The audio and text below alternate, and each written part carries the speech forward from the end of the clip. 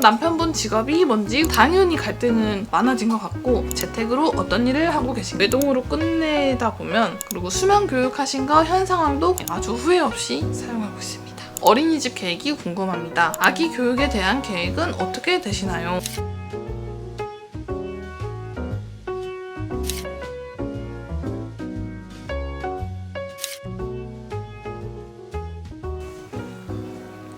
이거랑 색이 맞는데?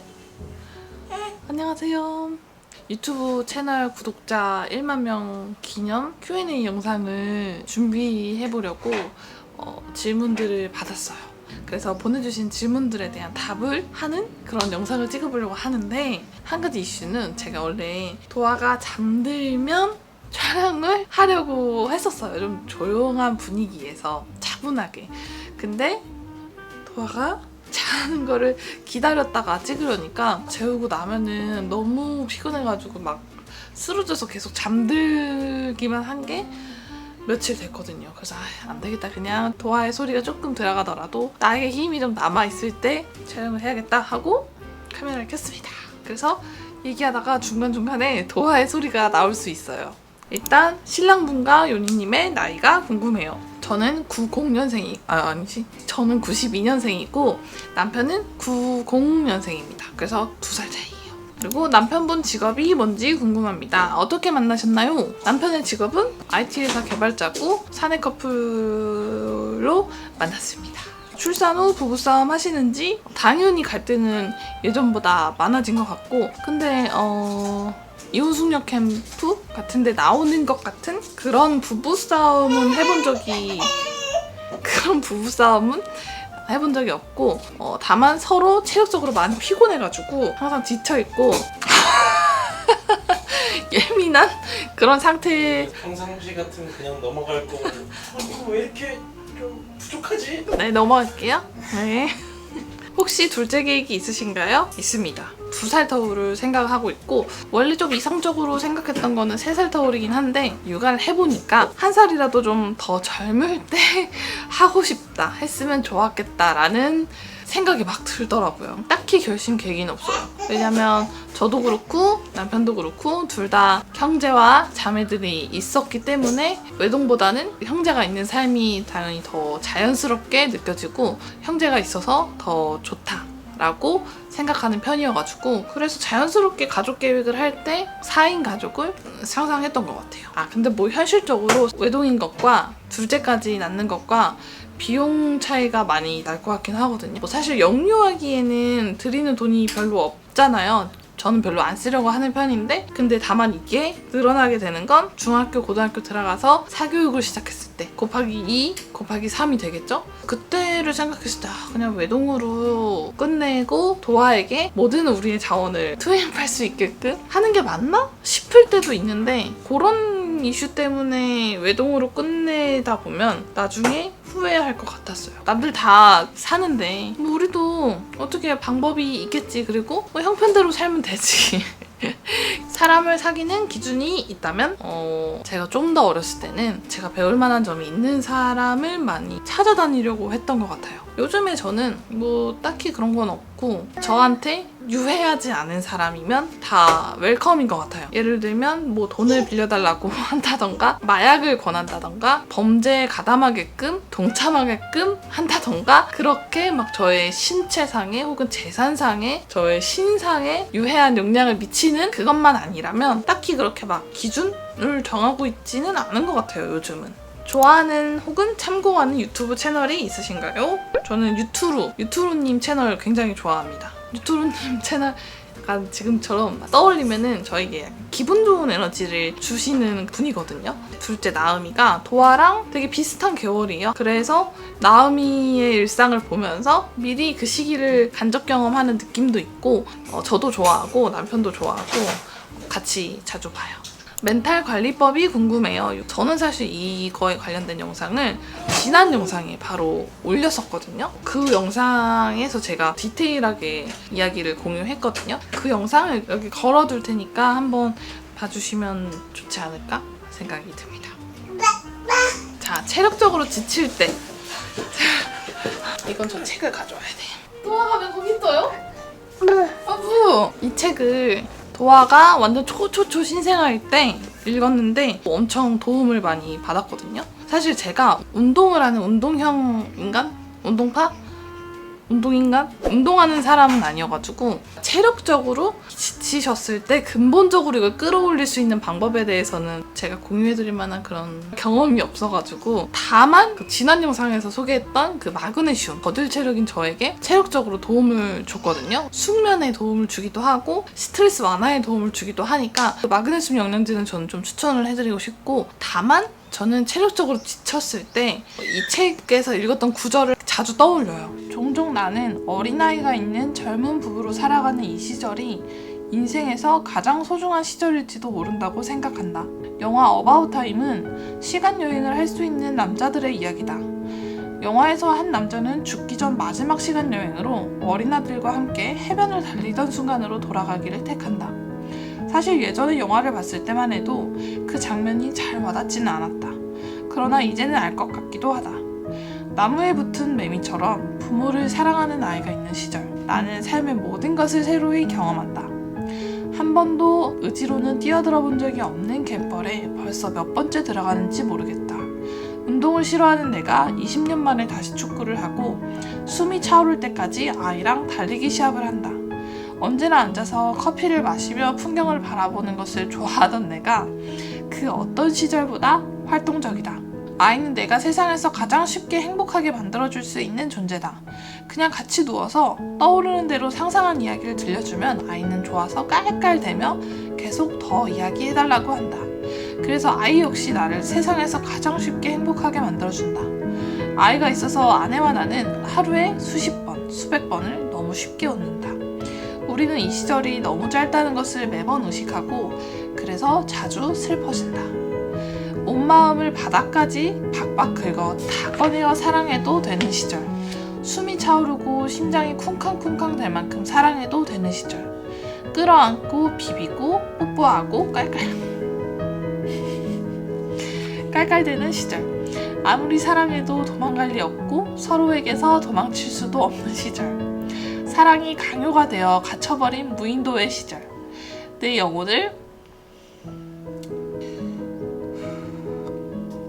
내 영혼을 털어내듯 걱정하고 보호하는 시절.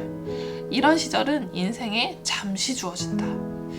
인생에 한 번 이렇게 서로에게 완전히 구속되어 꽁꽁 묶인 채로 무한히 서로를 온 마음으로 다 사랑하라는 명령이 떨어진 이런 시절을 살아볼 가치가 있다고 느낀다. 이 시절이 끝나고 나면 다소 의연해지는 때가 올지도 모르겠다. 그때가 되면 나도 갯벌 앞에 카페에 앉아 저 갯벌에 아이손을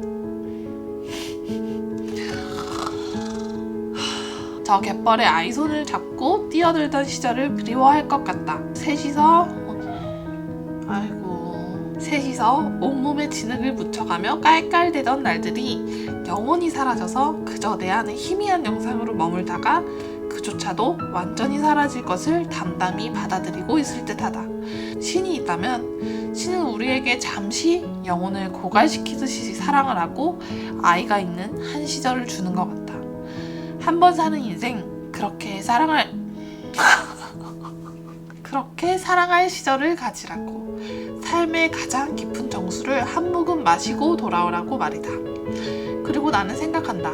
삶이 어려운 것은 그만큼 가치 있기 때문이라고. 가치 있는 모든 것은 어렵다고 말이다. 삶의 어려움이 아이와 살아가는 삶의 가치를 훼손시킬 수는 없다고 생각한다. 도아를 낳고 얼마 안 됐을 때 신체적으로 너무 힘들었던 시기였는데 그때 이 책을 읽고 이 시기가 굉장히 짧은 시기겠구나. 나중에 언젠가는 이 아기의 시절이 되게 그리워질 수도 있겠다라는 생각이 번뜩 들더라고요. 그래서 뭔가 좀 지치고 힘들어도 한 번 더 도아에게 웃어주고 한 번 더 힘을 내서 텐션을 끌어올려서 놀아주고 그런 원동력이 되어주는 구절이어서 공유를 꼭 해보고 싶었습니다. 저도 갑상선암 수술하고 요니님 항상 응원하면서 봐요. 현재 몸은 어떠신지 궁금해요. 저는 너무 일상적으로 살고 있어요. 수술하기 전과 크게 다르지 않다고 느끼고 있고 가끔씩 여기 제가 전이가 되어서 수술했던 이 임파선 부분은 피곤하면은 좀 이렇게 통증이 느껴지긴 하는데 그럴 때는 좀 휴식을 취하고 그 이후에는 뭐 동생이 절 보고 언니 무슨 아르기닌 먹어? 라고 할 정도로 좋습니다. 제왕절개로 출산한 이유가 있으신가요? 자연분만을 고려해본 적이 없어요. 그 이유는 저희 엄마가 저희 세 자매를 낳으면서 다 난산으로 낳으셨고 그래서 자연분만을 좀 두려워했었고 후불제의 고통은 이게 제가 말씀을 드리긴 좀 조심스러운 부분이긴 한데 저는 출산의 고통보다 암 수술이 더 힘들었기 때문에 생각보다 괜찮다고 느꼈고 수술이 잘 되어서일 수도 있고 아니면 제가 그만큼 역치가 높은 걸 수도 있고 근데 생각보다 너무 아팠던 건 후배알이었어요. 이거는 제가 듣도 보도 못한 고통이었고 자궁이 수축되는 과정에서 느껴지는 고통이 생각보다 너무 커가지고 땀을 흘리고 약을 먹을 정도로 힘들었습니다. 네. 육아와 유튜브를 병행하려면 시간을 엄청 할애해야 할 것 같은데 하루 24시간을 어떻게 배분해서 사용하는지 궁금합니다. 평일에는 유튜브 편집을 하지 않아요. 도화와 시간을 보내는 거에만 집중을 하고 거의 주말에 남편이 도화를 전담해서 봐주는 동안 유튜브 편집을 하는 거고 제가 원래는 좀 시간을 좀 효율적으로 쓰고 싶어서 도화가 낮잠 자는 동안에 편집을 하고 자고 일어나면은 또 같이 놀아주고 그렇게 했었어요. 근데 도화가 이제는 낮잠 횟수가 줄어들었잖아요. 그러다 보니까 제가 작업을 할 수 있는 시간이 줄어들면서 도화 언제 자지?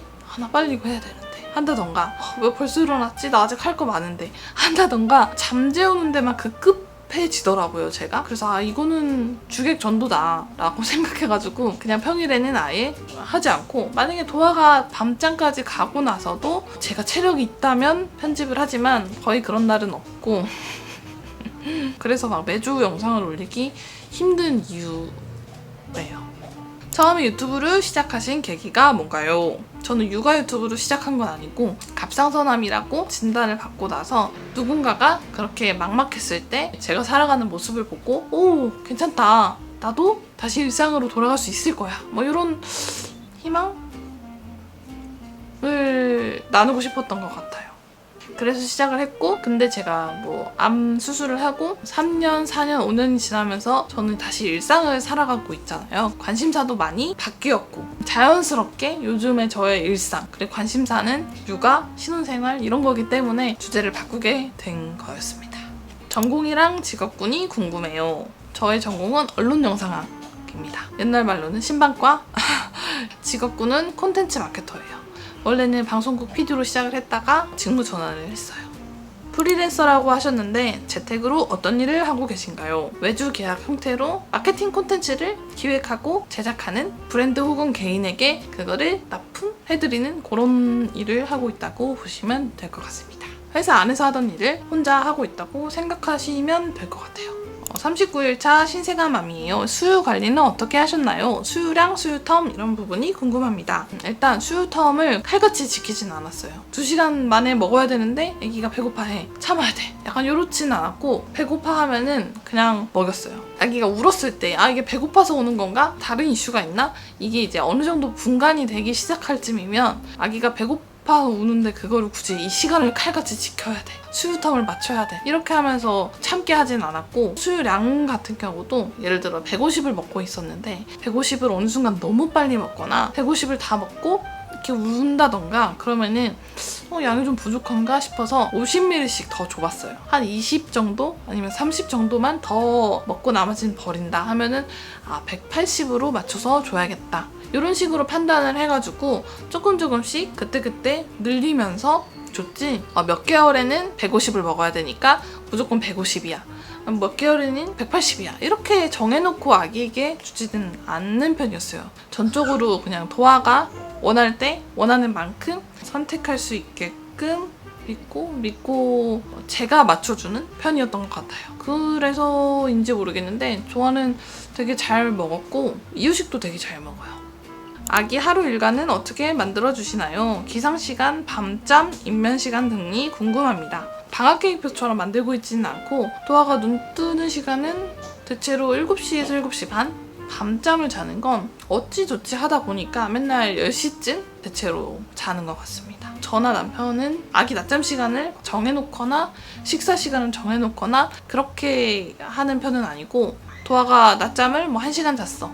원래는 2시간 자는데 조금 더 빨리 일어났으면 빨리 일어난 대로 밥 주고, 아니면은 저희가 어디 놀러 가고 싶으면은 놀러 가서 그 시간에 카시트에 있으면 카시트에서 자거나 뭐 유모차에 있으면 유모차에서 낮잠을 자거나 엄마 아빠의 스케줄을 위주로 육아를 하는 편인 것 같아요.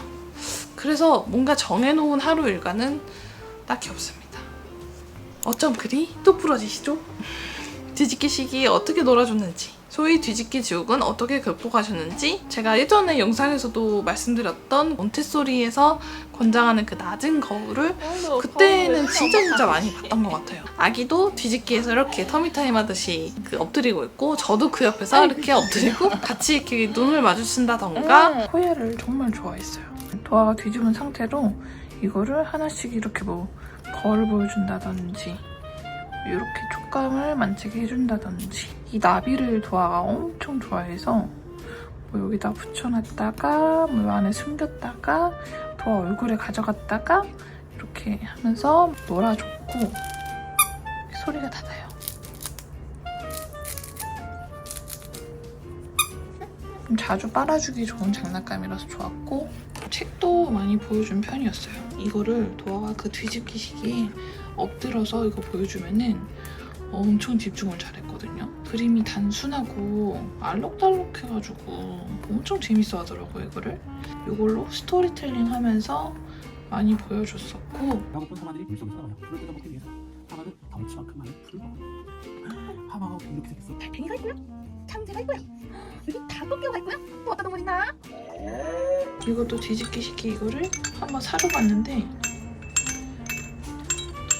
그래서 엎드려서 이거 톡톡 건드리면서 놀다가 이걸로 치발기처럼 입에다 물어가지고 놀고, 이 친구도 참 자기의 역할을 많이 한 그런 친구였고요. 뒤집기 지옥을 어떻게 극복하셨냐고 하신 분도 있는데, 제가 생각할 땐 그 수면 관련해서 여쭤보신 것 같거든요. 근데 도화는 뒤집기 지옥은 딱히 없었어요. 왜냐면은 옆잠 베개를 사용했는데 되짚을 수 있을 때까지는 계속 옆잠 베개를 썼고, 그러다 보니까 자면서 혼자 뒤집어서 그거에 잠이 깨서 울거나 그러는 경우는 딱히 없었거든요. 왜냐면 옆잠 베개가 딱 그 아기가 뒤집지 못하게 지지를 해줘요. 혼자서 도화가 이제 되짚을 수 있을 때 졸업을 시켜줬습니다. 그리고 수면 교육하신 거 현 상황도 궁금합니다. 예전에 도화가 졸려할 때 옆잠 베개에 눕혀놓고 방문 닫고 나오면 혼자서 꼼지락꼼지락 하다가 이렇게 스스로 자는 아기였어요. 근데 요즘은 방에 혼자 두고 나올 수가 없거든요. 혼자 서고 막 기어가지고 방문을 나오고 방 안에 있는 책을 계속 꺼내가지고 놀려고 하고, 그래서 요즘 같은 경우는 도화가 졸려하면은 같이 방에 들어가서 저는 침대에 누워있고 혼자서 방을 막 돌아다니면서 놀아요. 그러다가 이제 본인이 진짜 너무 졸리다 할 때는 제 옆으로 와가지고 부비적 하거든요. 그때부터 이제 다시 쉬 소리를 내면서 도화를 이렇게 안아주면은 그때는 잠 들어요. 제가 되게 중요하게 생각했던 스스로 입면하는 거, 그리고 스스로 잠을 연장하는 거, 그리고 뭐 잠 연관, 요 3가지는 다 유지가 되고 있다고 보시면 될 것 같습니다. 너무 다행이죠. 분리수면 전 낮잠 재울 때 거실에서 재우셨나요? 밤잠과 동일한 장소에서 낮잠도 재웠습니다. 그리고 저희가 이사하기 전에는 아기를 재우던 그 안방이 그 안마 커튼이 없었어가지고 밝게 하고 잤었어요. 이사하고 분리수면 시작하고 나서는 어둡게 재우고 있습니다. 낮잠도. 밤부터 새벽은 남편은 안방에서 편하게 자고 제가 아기를 볼 생각인데, 아기 침대를 거실로 가지고 와서 재우면 침대 공간이 바뀌는데 똑같은 공간에서 재우는 게 좋을까요? 저라면은 아기가 자는 장소는 똑같이 할 것 같아요. 밤부터 새벽 사이 수유하고 기저귀 갈고 놀아줄 때 어느 정도 어둠으로 하셨나요? 이게 정확히 어느 시간대를 말씀하시는지 모르겠는데 7시쯤을 기점으로부터는 불을 끄고 막수를 하면서부터만 텐션을 좀 낮췄고, 그 전에는 그냥 편하게 놀아줬어요. 막수를 시작하면서부터는 도화가 캄다운 할 수 있게, 이제 자는 시간인가? 이걸 먹으면 나 자야 되나? 그때부터는 말 조용조용 했고, 막수 먹고 나서 가볍게 눈 맞춤하거나 교감을 하거나 그럴 때도 텐션을 낮추고 어둡게 그렇게 했어요. 아기 등땀띠랑 중이염은 없었습니다. 그리고 침독 관리나 피부 관리법은 저도 침독이 되게 고민이었는데 이거에 대한 해답을 얻은 경험이 있거든요. 병원에서 실제로 그 방법대로 아기 피부를 관리했더니 크게 침독이 생긴 일이 없어요. 그 이후에는. 이것도 제가 영상에서 한번 소개를 해드렸는데 그 영상을 걸어두겠습니다. 아기 있는 집 화장실 청소는 얼마나 자주 하시나요? 세면대 같은 경우는 저는 거의 매일 닦고 있어요. 그 이유는 아기 비데가 세면대에 있는데 그 세면대에 눕혀놓고 똥을 닦다 보니까 그 세면대가 아무래도 그런 뭐랄까 그 대변에서 나온 안 좋은 것들이 세면대에 묻어있을 거잖아요. 거의 매일 닦고 있고 그리고 청소 세제는 엄청 핑크색으로 손으로도 만져도 되는 그런 세제다. 근데 세정력도 좋다 해가지고 산 세제가 있는데 딱히 그렇게 막 효과를 잘 모르겠고 바르시자? 바르시자 있잖아요. 그 솔로 닦거나 아니면은 바닥도 그거 뿌려가지고 이렇게 빡빡빡빡 문지르거나 그렇게 하고 있습니다. 바르시자 최고예요. 돌잔치 장소 정하셨나요? 네, 정했습니다. 한 5개월 차에 했거든요. 근데 이미 원하는 시간대랑 인원수랑 홀은 마감이 되어 있는 거예요. 어쩔 수 없이 좀 인원을 높여서 예약을 했고 장소가 궁금하신 거라면 거주지 근처로 정했는데 더 퍼스트 클래스 파티 송파 문정점입니다. 이게 강서점에도 있네요. 지금 보니까. 여기를 한 이유는 이 근방에 사시는 부모님들이 굉장히 선호하는 돌잔치 장소라는 얘기를 익히 들었거든요. 괜찮겠다 하고 눈여겨봤는데 생각보다 이렇게 마감이 더 빠를지는 몰랐어요. 사실 손님을 초대하는 입장에서 음식 맛있는 게 무엇보다 중요하잖아요. 음식이 깔끔하게 서빙되어 있는지 음식의 퀄리티가 괜찮은지를 위주로 봤고 그리고 홀은 사실 제 취향은 아니거든요. 홀은 남편의 취향이 더 가깝습니다. 근데 제 추구미는 약간 흰색의 자연광에 이런 조합을 저는 추구했는데 그런 홀을 근처에서 찾기 쉽지 않았고 그렇다고 멀리서 찾기에는 아기를 데리고 이동하는 게 부담스러웠고 저의 추구미에 가까운 홀일수록 소규모였어요. 근데 저희는 그렇게 소규모보다는 조금 더 친척분들도 초대해야 할 생각이었고 그러다 보니까 최선의 선택을 한 거였답니다. 저희와 필요한 옵션들이 비슷하신 분이라면 더 퍼스트 클래스 파티? 여기 한번 찾아보시면 좋을 것 같아요. 태열 관리 비법, 화장품 공유해주세요. 태열이 올라와 본 적이 없어요. 저희가 신생아 때 부모님이 냉장고에서 아기를 키우냐고 할 정도로 엄청 에어컨을 틀고 열이 오를 수가 없게끔 환경을 서늘하게 해놨었거든요. 그래서 뭔가 이렇게 추천해드릴 만한 화장품이 딱히 없습니다. 뭔가 화장품으로 관리를 한 게 아니고 서늘한 환경에서 너무 덥지 않게 키운다. 그거 말고는 딱히 어떤 화장품 때문에 태열을 잡는 데 좋았다. 이거는 사실 없어요. 자, 여름 친구는 어디서 구매하셨을까요? 여름 친구는 아직 안 샀습니다. 그리고 잘 산 템 및 후회템. 사진 뽑는 포토처럼 뭘 말이 많아.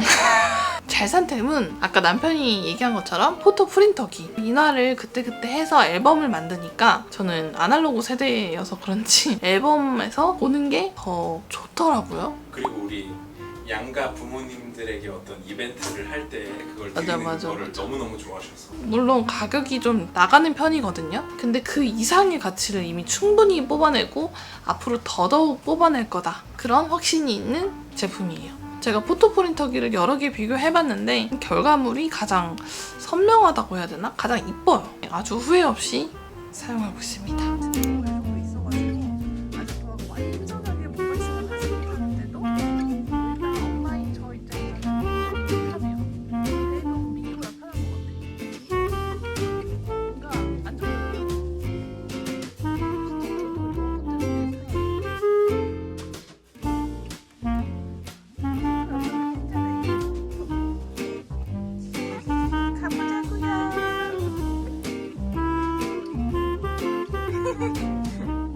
프레벨 영화다중을 들으신 것 같은데 영화다중을 선택하신 이유가 있을까요? 근데 이거는 제가 당연히 이 몇백만 원짜리 전집을 산 건 아니고 당근으로 영화다중이랑 말하기 구성인 그 프레벨 토탈이 10만 원이었어요. 교구까지 포함해서. 영화다중 좋다고 계속 들었는데 너무 궁금하잖아요. 가볍게 시도해볼 만 하겠는데 하고 10만 원으로 가져왔는데 몬테소리에서 권유하는 스타일은 아니에요. 명확히 얘기하면. 왜냐하면 몬테소리에서는 동물이 인간처럼 행동하고 말하고 뭐 생각하는 그런 거는 지향하고 되도록 사람이 주인공으로 나와서 이야기가 전개되는 그런 책을 권하거든요. 그래서 저도 그런 걸 사려고 했는데 이게 몬테소리 전집이 뭐 없진 않죠. 근데 압도적으로 프레벨 전집이 당근에 많아요. 뭐 적당히 나도 그 뭐 원숭이가 밥 먹고 강아지가 양치질하는 책 보고 자랐는데 인지 부조가 없었으니까 뭐 괜찮겠지 하고 프레벨 영화다중을 드린 거였습니다. 10만 원에 산 저는 요거를 추천한다 라고 이야기를 들을 수 있을 것 같거든요. 책을 적극적으로 보여주는 시기는 아닌데 포함되어 있는 교구들 있잖아요. 그거를 도화가 가장 잘 가지고 놀아요. 그리고 어린이집 계획이 궁금합니다. 사실 처음에 목표는 최소 30개월이었어요. 근데 뭐 상황 따라서 저희가 둘째 계획이 있다고 했잖아요. 둘째가 언제 태어날지는 잘 모르겠지만 둘째가 태어나는 시기에 맞춰서는 도아가 어린이집 가서 핑퐁하면서 돌볼 수 있지 않을까라는 생각을 하거든요. 현실적으로는 20몇 개월에 가게 될 것 같아요. 지금 당장은 계획은 없습니다. 아기 교육에 대한 계획은 어떻게 되시나요? 도아의 교육 계획에 대해서는 아직 제가 수립한 것이 없어서 질문을 받은 김에 흩어져 있던 생각들을 좀 정리하는 계기가 되는 것 같은데 책 육아의 정의가 정확히 어떤 건지는 잘 모르겠지만 저는 도아가 책을 좋아하는 어른이 되었으면 좋겠기는 합니다. 제가 책을 좋아하는 어른이어서 제가 다독을 통해서 얻은 게 좀 많다고 생각을 하는 주의라 도아도 당연히 책을 가까이 하는 그런 어른이 되었으면 좋겠어요. 단순히 그런 정보를 습득하는데 도움이 되었다기보다는 내면을 돌아볼 계기가 책을 통해서 많았던 것 같거든요. 근데 저는 자신에 대한 이해가 더 잘 된 사람일수록 더 쉽게 행복해질 수 있다고 생각하는 편이라 나에 대한 이해를 할 수 있게 해주는 수단을 가까이 할수록 좋지 않나 라는 생각입니다. 교육 중 가장 중요하게 생각하는 부분이 어떤 건지 이게 그 어떤 시기에 교육을 얘기하시는 건지는 잘 모르겠지만 사실 영유아기의 교육의 목표는 아니니까 중장기적인 관점에서 말씀을 드려보자면 저는 교육에 있어서 가장 중요한 건 주체성이라고 생각을 해요. 뭐든지 자기가 진정으로 의지가 있을 때 해야 결과가 나오는 것 같더라고요. 도아가 뭐 문과 성향일지 이과 성향일지 그것도 모르겠고 공부를 흥미를 가질지 아니면은 예상치 못했던 뭐 예체능에 관심을 가질지 아무것도 알 수 없는 상황이지만 뭐가 됐든지 자기가 주체적으로 또 나왔어. 도화의 에너지는 그래서 제가 몬테소리 철학을 좋아하는 이유가 주체성을 길러주는 교육 철학이잖아요. 육아의 경험은 많이 쌓이지 않았지만 몬테소리 철학을 기반으로 육아하다 보면 그렇게 자기 스스로 선택하는 것에 익숙해지고 나 스스로 사고력이 길러지고 그렇게 주체적인 삶을 살아가게 되지 않을까? 또 제가 중요하다고 생각하는 게 유연함? 엄청나게 빠르게 세상이 변할 텐데 그 변화에 유연하게 대처할 수 있는 사람이었으면 좋겠다. 그런 훈련이 되어 있어야 하지 않을까? 불과 십몇 년 만에 이제 은행 업무를 다 핸드폰으로 보고 TV를 틀지 않아도 뭐 SNS를 통해서 시간을 보낼 만한 우리를 즐겁게 해줄 만한 엔터테인먼트들이 너무 많아졌고 연예인들도 이젠 더 이상 공중파 TV에 도전하기보다는 자신만의 채널을 구축해 가고 있잖아요. 불과 몇 년 전까지만 해도 인공지능이라는 말이 굉장히 그 뜬구름 같은 소리였는데 이제는 AI 솔루션들이 사람의 일자리를 대체해 가고 있잖아요. 무서울 지경인데 우리 아기들의 세대는 이 변화가 훨씬 더 가속화될 거라고 생각해요. 저희도 사실 기술의 변화를 볼 때마다 일하는 형태가 바뀌어갈 때마다 굉장히 당황스럽고 거부감도 들고 그런데 우리 애들이 살아갈 세상에서는 더더욱이 그럴 거 아니에요? 그때마다 도아가 당황하지 않고 좌절하지 않고 한탄하지 않고 좀 유연하게 그 변화에 올라탔으면 좋겠다. 그런 훈련이 되어 있어야 하지 않을까? 라는 생각을 합니다. 이건 저의 조금 더 나아간 욕심인데 영어는 좀 잘했으면 좋겠다. 경험을 기반으로 얘기를 하자면 제가 소위 말하는 외국어 고등학교에 진학을 했고 그러다 보니까 제가 가장 자신 있는 게 외국어고 영어인데 영어를 잘 하다 보니까 얻은 장점이 세상이 더 넓어졌다는 거. 내가 할 줄 아는 언어가 한국어만 있다면 내 세상은 사실 한국에 한정이 되어 있잖아요. 근데 내가 영어를 할 줄 안다면 영어권 국가까지 내 세상을 넓힐 수 있는데 중국어를 할 줄 안다면 중국어를 쓰는 국가 는 다 제가 생활할 수 있는 곳. 이렇게 좀 내 세상이 넓어지고 내가 보이는 곳이 더 많아지잖아요. 그래서 언어 외국어? 근데 웬만하면 좀 많은 인구가 사용하는 외국어는 하나 잘 했으면 좋겠다.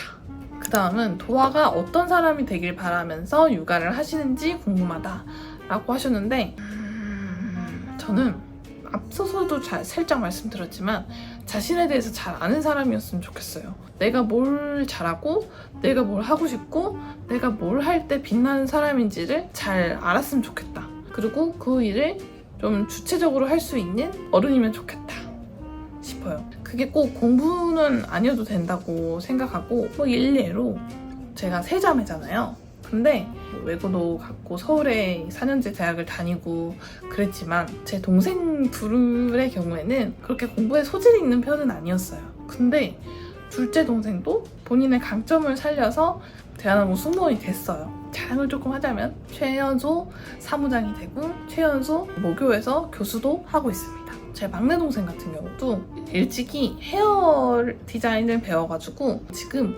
청담에서 무려 이름을 들으면 다 알만한 그런 아이돌과 배우분들의 헤어스타일을 담당하는 그런 일을 하고 있습니다. 그래서 저는 제 동생들이 정말 자랑스럽거든요. 애매하게 공부를 한 제가 가장 어떻게 보면 평범하게 살고 있는 것 같은데 그것처럼 인생의 답은 단순히 대입이나 입시 공부나 이런 게 아니라고 경험을 통해 했어요. 뭐가 됐든지 그냥 자기가 흥미를 갖고 열심히 할 수 있는, 내가 욕심을 가질 수 있는 그런 영역에 있어서 열심히 하다 보면은 그냥 내가 행복한 거고, 그리고 그 분야에서 열심히 하다가 뭐 인정받고 두각을 드러내고 뭐 그렇게 살면 되는 거 아닌가? 그게 잘 사는 삶 아닌가? 라는 생각을 갖고 있습니다. 도아가 자신에 대해서 잘 아는 어른이 되었으면 좋겠어요. 내가 뭘 할 때 빛날 수 있는지 남을 의식하기보다는 내 안의 목소리에 좀 집중하면서 그런 기대감을 갖고 육아를 하고 있습니다.